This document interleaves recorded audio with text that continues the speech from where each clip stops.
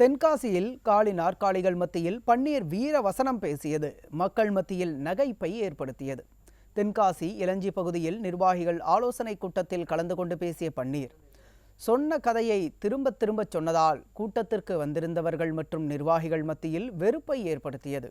இதனால் கடுப்பான மக்கள் கூட்டத்தில் இருந்து வெளியேறினர். எனினும் காலியான நாற்காலிகள் மத்தியில் பன்னீர் வீரவசனம் பேசியது மக்கள் மத்தியில் நகைப்பை ஏற்படுத்தியது. இதன் மூலம் பன்னீர் பேச்சை கூட கேட்க மக்கள் தயாராக இல்லை என்ற நிலையில் பன்னீர் அரசியல் தமிழகத்தில் எடுபடாது என்பது வெட்ட வெளிச்சமாகியுள்ளது.